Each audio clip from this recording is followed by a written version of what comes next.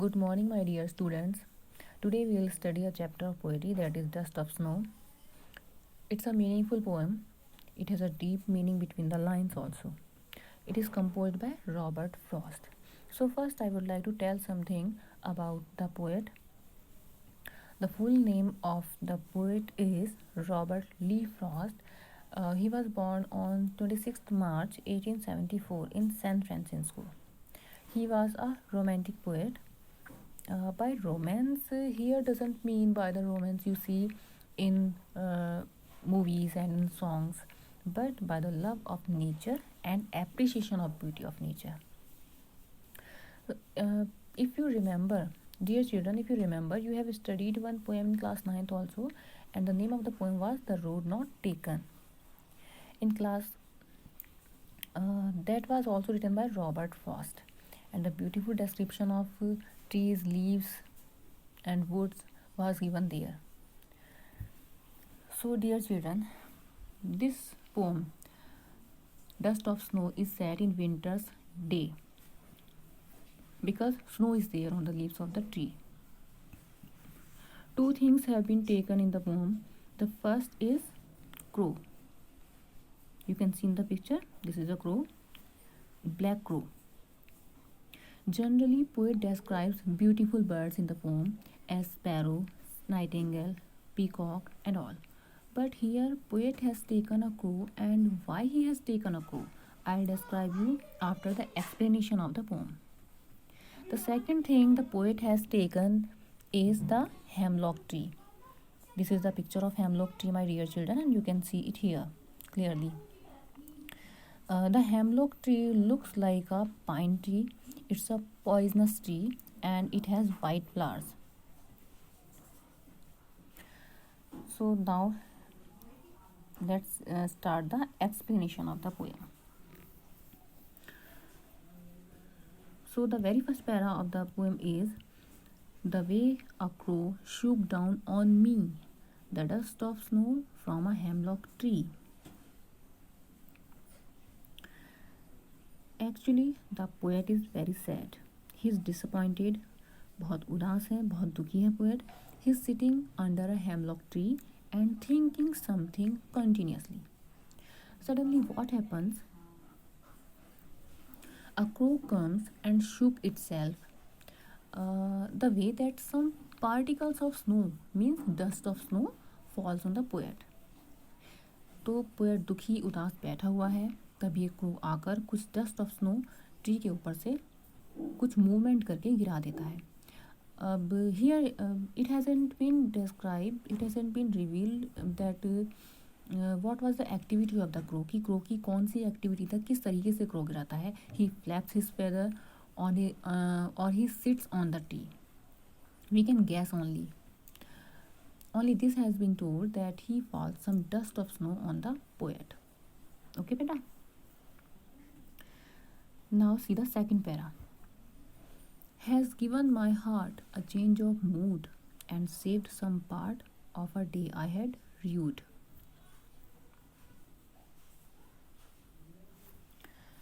In the second para, he says, actually the poet was sad, but it hasn't been shown here in the poem that due to which the poet was sad. Poet क्यों उदास था, क्यों दुखी था, यह इसमें बताया नहीं गया है. तो वैसे ही क्रो की मूवमेंट से डस्ट ऑफ स्नो पोएट के ऊपर गिरता है. Poet's mood changes and he stops feeling sad. Second para में बताया गया है कि due to the activity of the poet, snow dust of snow falls on the poet and he stops thinking and his mood suddenly changes. So this is the literal meaning of this poem. If we see in our practical life, it happens with us that we keep on thinking about bad incidents. हमारे साथ जो कुछ बुरा हुआ है उसी के बारे में we keep on thinking, हम सोचते रहते हैं और आने वाले टाइम को भी बेकार करते हैं. अब हम अपना समय वेस्ट करते हैं इस तरह से सोचकर. एक्चुअली जो हुआ, the thing which has happened, that has become past. वो बुरा समय जा चुका है. हमारे साथ जो कुछ भी हुआ है वो बीत चुका है, if we keep on thinking about that continuously कि ऐसा क्यों हुआ है, अब क्या होगा, तो my dear children that will not be fruitful. तो उससे हमें कोई बेनिफिट, कोई लाभ मिलने वाला नहीं है, उससे कुछ भी हासिल नहीं होता है। We don't get anything from that thing. If we keep on thinking about that particular thing then it becomes difficult to achieve our goals also. It becomes difficult to take some decisions for the betterment of the future also. That continuous thinking stops us from moving ahead in the life. वो बार बार का सोचना हमें रोकता है अपनी life में आगे बढ़ने से. So that this movement of the crow saves the rest part of the day of the poet.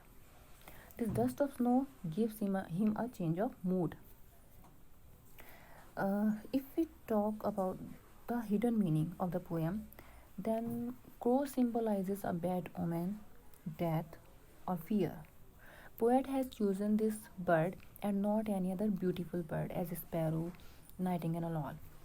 We can guess that poet is not in a good mood, but यहाँ पर crow को happiness देने के लिए use किया गया है.